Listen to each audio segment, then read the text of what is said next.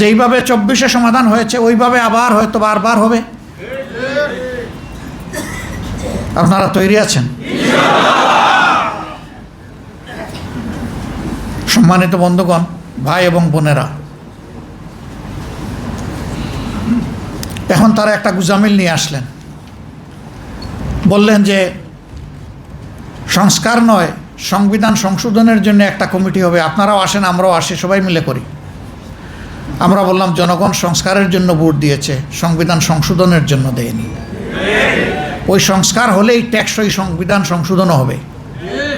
আর সংস্কার না হলে যে সংবিধান আপনারা সংশোধন করবেন সেটা মতলবী সংশোধন হবে, ওইটা আমরা মানি না। সংবিধান সংশোধন কোনো দলের জোর স্বার্থে হওয়া উচিত নয়, 18 কোটি মানুষের স্বার্থে হওয়া উচিত।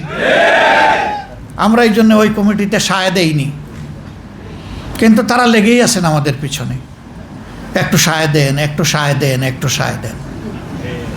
সংসদের ভিতরে বলছেন, বাইরে বলতেছেন। আমরা পরিষ্কার বলে দিয়েছি, আপনারা জনগণকে অপমান করতে পারেন, আমরা প্রিয় জনগণকে অপমান করব না। আমরা তাদের রায়ের প্রতি শ্রদ্ধাশীল থাকব এবং আমরা কনফিডেন্ট জনগণের এই রায় পাতালে ডুববে না, আসমানে উঠবে ইনশাআল্লাহ। এটাই বিজয়ী হবে ইনশাআল্লাহ। যত তাড়াতাড়ি হয় সরকার ততই তারা শুভবুদ্ধির পরিচয় দেবেন। যত দেরি করবেন নিজেদের ক্ষতি করবেন, দেশ এবং জাতির ক্ষতি করবেন। এই ক্ষতিটা না করার জন্য আমি বিনীতভাবে অনুরোধ জানাই। বেশি সংবিধান কসলাইতে যাইয়েন না, সংবিধান কসলাইলে নিজেদের অস্তিত্ব আর খুঁজে পাবেন না।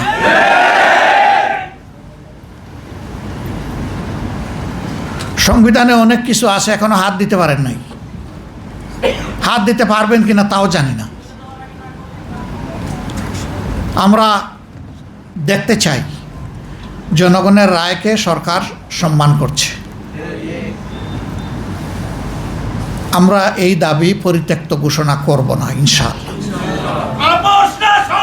এই দাবি আদায় করার জন্য যা দরকার আমরা তাই করে যাব ইনশাআল্লাহ।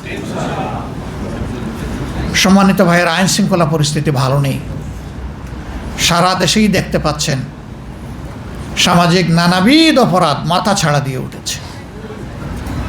খুন খারাপি, মাদক, চাঁদাবাজি, দুর্নীতি মারাত্মক আকার ধারণ করেছে। এমনকি সরকারি দলের একজন সংসদ সদস্য দাঁড়িয়ে বলছেন সংসদের ভিতরে যে মাদকের সবচেয়ে বড় চালান আসে স্বরাষ্ট্র মন্ত্রীর বাড়ির এলাকা দিয়ে। উনি সকল বিষয়ে এক্সপার্ট, ওনার মন্ত্রণালয়ের উপরে উনি এক্সপার্ট নন কেন? আপনি সব বিষয় রাখেন, যার যার মন্ত্রণালয়ের দায়িত্ব তাদেরকে পালন করার সুযোগ দিন। মাননীয় প্রধানমন্ত্রীর দায়িত্ব আপনার পালন করার দরকার নাই, এটা ওনাকে দায়িত্ব পালন করতে দিন। আপনি আপনার মন্ত্রণালয়ে অ্যাটেনশন দিন, জাতিকে শান্তিতে থাকতে দিন। সম্মানিত ভাইয়েরা, দেশে কোনো বিনিয়োগ হচ্ছে না, না দেশি না বিদেশি। কিভাবে হবে? ঘাটে ঘাটে ঘুষ, ঘাটে ঘাটে দুর্নীতি। কে আসবে এখানে বিনিয়োগ করতে? কালকে দেখলাম একজন হুইপ বলেছেন বাংলাদেশ থেকে, যে কোনো দেশ থেকে যে কেউ আসুক, বাংলাদেশের চাঁদাবাজি বন্ধ করা সম্ভব নয়। মানে এটার মাধ্যমে চাঁদাবাজিকে এখন জাতীয়করণ করা হলো কিনা আল্লাহই জানে। চাঁদাবাজি তো ওনারাই করে, তো ওনাদের সদিচ্ছা থাকলে তো ওনারা বন্ধ করতে পারবেন। সদিচ্ছা না থাকলে বন্ধ হবে কেমনে? কথা তো ঠিকই। আমরা সংসদে যখন বললাম যে এই 249 জন এমপি আমরা যদি অঙ্গীকার করি যে এই দেশে কোনো দুর্নীতি চলবে না, তাহলে দুর্নীতি কান ধরে বাংলাদেশ থেকে বিদায় নেবে। আমি দেখি যে আমার পিছনে বিরোধী দলের যারা, তারা টেবিল ছাপড়াচ্ছেন, সামনে যারা, তারা দেখে হালকা বৃষ্টি হচ্ছে, ভারী বৃষ্টি হয় না। কেউ হাত নামাইয়া বসে আছেন, কেউ আলতো করে একটু। কেন? আমরা চাই না যে একটা দুর্নীতিমুক্ত বাংলাদেশ হোক?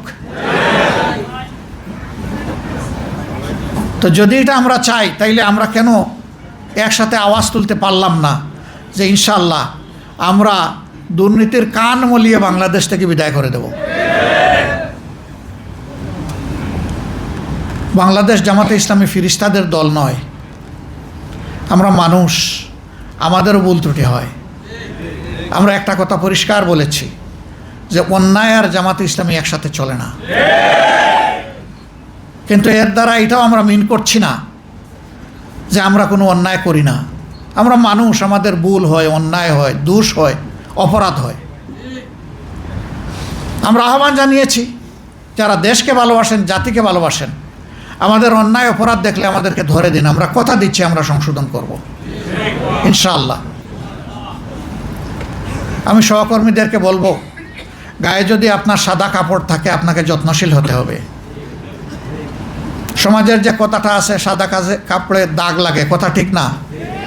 না, সাদা কাপড়ে কম লাগে কিন্তু যা লাগে তা ভাসে।